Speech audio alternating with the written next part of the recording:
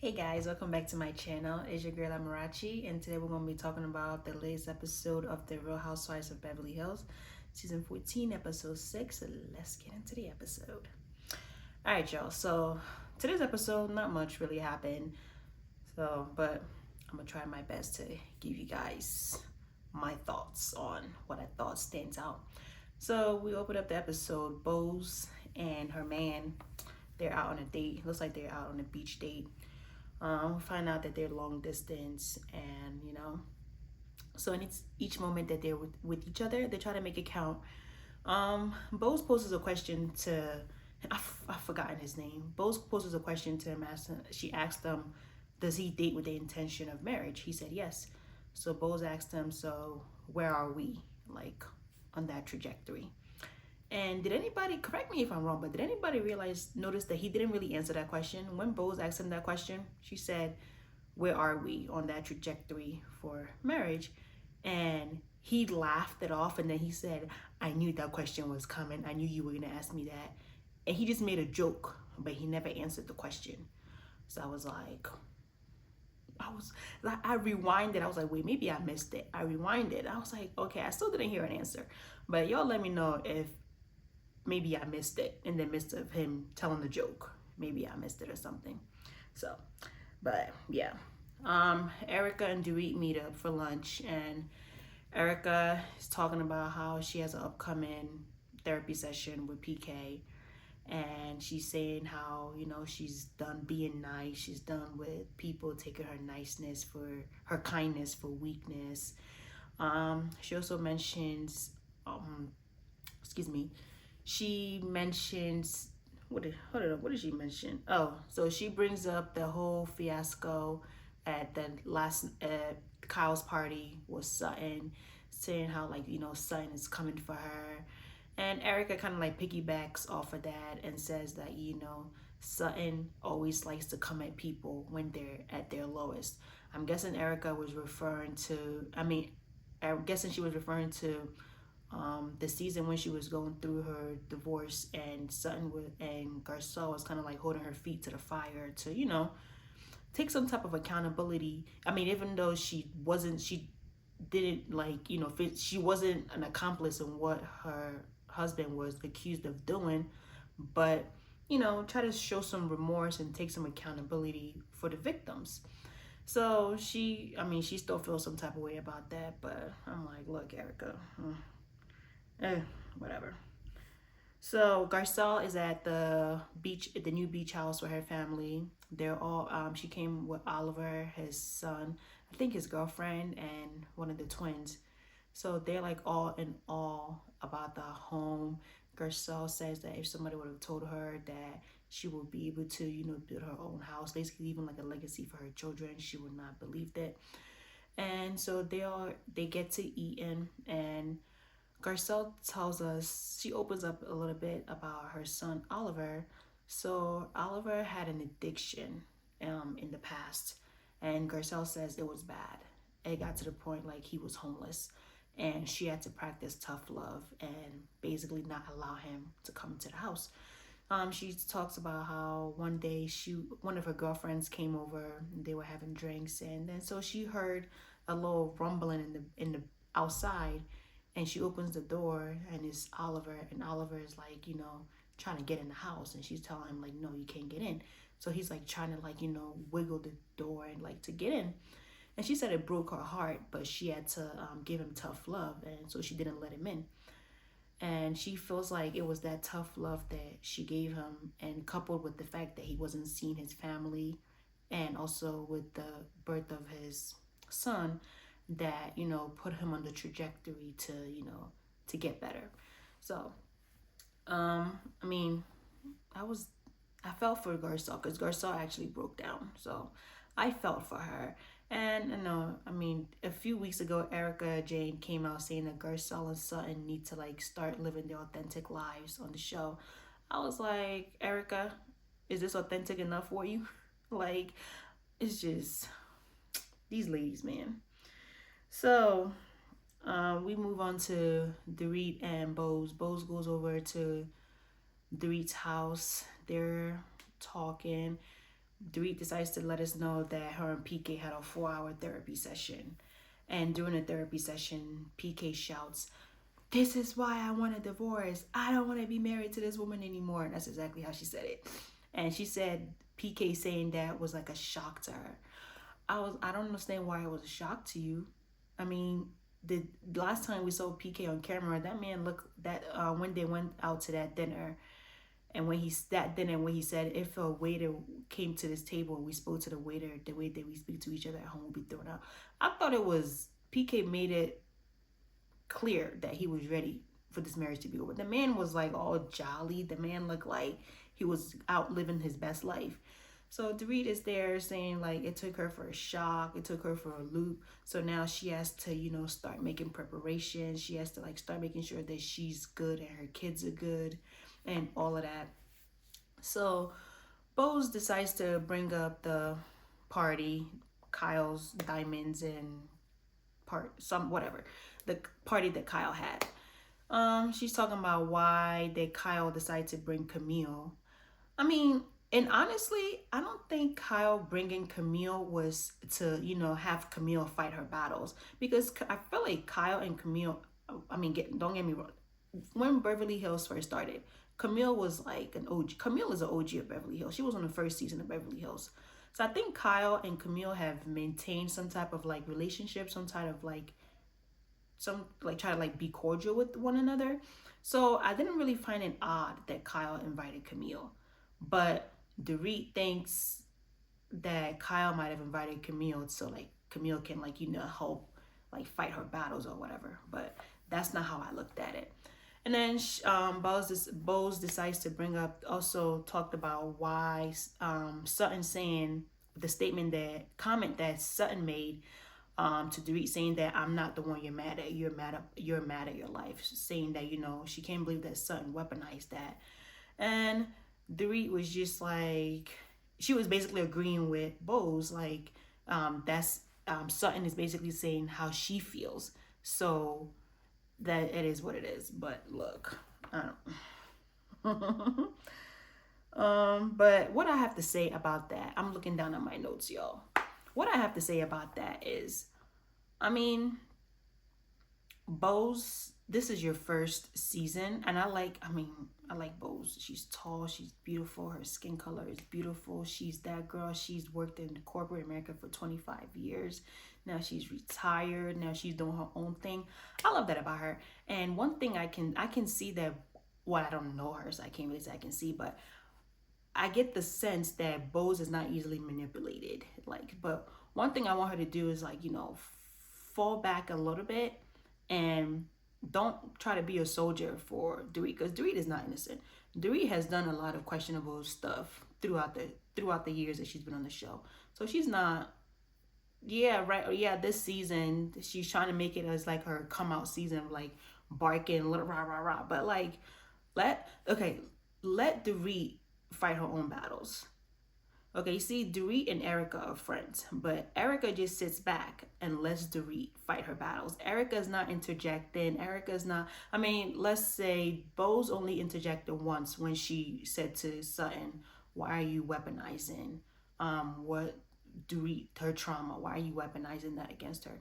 But so that was like the only instance that we've seen. But I just want Bose to, like when it comes to Dorit, just tread lightly. And another thing, I wonder, like these women or these ladies, before they get on the show, when they find out that when they're auditioning for the show or when the producers approach their team for the show, did they go and watch the previous seasons just to see like the dynamics, or did they just like come in like they try to come in with a blank slate? Because if you watch the previous seasons, you will see how Dorit moves. But I'm guessing Bose is just like, you know what? I'm gonna give you, this is our first interaction.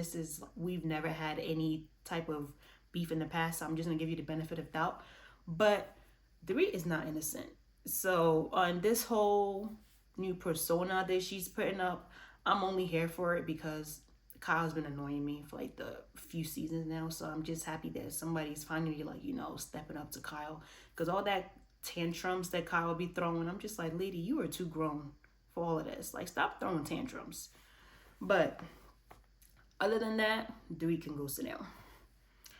Yes. That's how I feel. That's how I feel, y'all.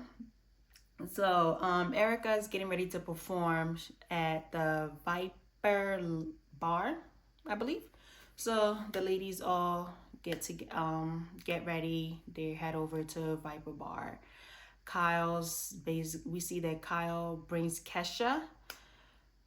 You know what? I'm not even gonna talk about that because I'm not even gonna give Kyle the time of day about what she said about, like, is whatever. Kyle was just looking for attention. I don't care. But okay, so all the ladies are at Viper Bar. They came to support Erica in her performance. Erica's on the way there. Sutton and Jennifer Tilly are riding together, and Sutton decides to bring up what Bo said about her weaponizing Dorit's trauma, or what Dorit is going through. So she feels as if Dorit is feeding Bo's information to turn Bo's against Sutton. And I feel like, Sutton, you're not giving Bo's enough credit, because I feel like Bo's is too much. Bo's is too much of a woman. She's well accomplished. She, like, has been in a room full of different personalities, and she was able to, like, Bo's does not give me that feeling of I'm easily manipulated or I'm a follower. So I feel like Sutton is just reaching, but I don't think that's the kind of person Bo's is. So Erica comes in. She's performing her song. What's it called? Mimosas? No, I said mimosas. She's performing her song Dominoes. And during the performance, I was confused. You could hear the track playing in the background. But then Erica singing and her stage presence, I was just like, is that it? It was based on what I heard. Based on what I heard, her stage presence and her singing, it was just, it wasn't it. I was like, no. It was given that time when Ashley from Potomac decided to perform at the GNA event. I was just like, I haven't seen, but I've seen, like, I think they did like a flashback of one of Erica's previous performances, and it looked like it was fire. But with this performance, I was just sitting there like, that's it. But okay, you like it. I love it. So when Erica's done performing, Dorit decides, you know what, now is the time to, talk about, what's been looming. So Dorit decides to bring up to Kyle, asking Kyle if she has any contact with PK, because she feels like PK reaches out to Kyle so Kyle can give him information on Dorit. But Dorit says she doesn't really know anything about PK, and her and PK have not spoken for weeks. Sometimes, they go like now weeks without speaking to one another. So she's asking Kyle, do you speak to PK? Like, are you, in contact with him? And Kyle is like, the way Kyle was talking, I feel like I don't believe her. Kyle was just, it's like she was searching for words to use to talk. So Kyle was just like, well, we just send texts, like we just send memes and jokes. And I was just like, I don't know. When Kyle was talking, in my mind, I said, Kyle, I want to see your phone, because I feel like you guys are just sending more than memes and jokes. You guys are like, it just, the way maybe they are just sending memes and jokes, but the way she was saying it, it's like she was searching for words to use to not implicate herself. I felt like she wasn't being 100% honest. So Dorit asked her, like, why are you, like, still in contact with him? And then, of course, Kyle wants to, like, play dumb and be like, oh no, Dorit asked her, why are you still in contact with him? Like, him and I are not, like, in the best place right now. We're going through a divorce. And Kyle wants to play dumb and act like, oh, I didn't know you guys were in such a bad place. Like, we've always, like, sent memes. We've always, like, made jokes. So the lady, all the other ladies were just like, well, if I found out that one of my girlfriends is texting my ex-husband, I'm going to have an issue with that. And the question was kind of like posed to all the women across the board, and they were all in agreement, like, yeah, that's kind of weird. But then the confessionals, Kyle is a confessional gangster. The confessional, Kyle was saying, well, you know Dorit just like went and pulled this out of her like ASS just to like have something to come at Kyle for, that this wasn't an issue before. And my thing about it was, I thought Dorit knew that Kyle and I thought like Dorit knew that Kyle I thought that Kyle, I mean, correct me if I'm wrong, in previous episode I didn't, because Dorit said that she didn't know that Kyle and PK talk. But in previous episodes, I thought Sutton mentioned that Dorit does know that Kyle and PK talk. So that's kind of like, that was like a discrepancy for me. But I don't know. I was like, I thought you knew. But Kyle is saying that she didn't know that PK and Dorit are like, not in the best of place right now. Dorit saying that she's trying to, you know, she's trying to figure out her life. She's trying to figure out her children, and PK is kind of making life a little difficult for her. And she's trying to like shield her children from like setbacks. So Dorit says that she's basically trying to, figure out her life, see which direction is going to go, and also figure out how to shield her children. So Sutton decides to interject and says, well, you can't shield them forever. So, and then that kind of like, now Sutton and Dorit now start going at it. And when Sutton said that, I was like, Sutton, why? Like, just zip it. After what happened the previous time you guys got together, just zip it. There is no need for you to like interject. There's no need for you to like give your 2 cents. And then they start going at it. And then Sutton is like, well, if you need me, I'm here. And then Dorit is like, well, I can't believe, like, do you want me to believe that based on what happened last time? And then Sutton is like, voice starts going up. I'm like, Sutton, it's not by force to offer help. You've offered her help the first time, and then you guys got into an altercation and some things were said. Why are you offering it again? Like, you're not, yes, you were very successful in your divorce. Dorit does not want any parts of that. You and Dorit are not friends. You and Dorit are not friends. So like, stop offer. It's not by force to offer somebody help. It's not by force. Like, Sutton, stop trying to be Captain Save-A. Like, I feel like Sutton wants to be like, I don't know. I don't even know what I feel like. It's just, Sutton, please stop. Like, stop offering it. If Dorit wants your help, she will come to you. But after that, I'm not even gonna go into like what this person said or what this person, they just like kept going back and forth. And then Sutton like made it clear that, okay, Dorit, you and I are not friends, and that's just what it is. And then so they agreed that they were not friends. So going back to Kyle, so Sutton says, well, go and talk to people that you are friends with, referring to Kyle. So Kyle, it goes back to Kyle and Dorit, and Dorit is basically asking Kyle, like, stop talking to PK. Like, why are you still talking to PK? And at this point now, you can start seeing like Kyle's vein is like popping out at the side of her head, and she starts talking through her teeth, saying, I'm not gonna talk to PK anymore. What more do you want from me? I can't even impersonate how Kyle do it. Like, the way when Kyle, it seemed like she was throwing a tantrum. You ever seen a child where like they want something and their mom or like their parents says no, then they're like this. That's like that's what Kyle looked like. It's like she was a grown woman throwing a tantrum.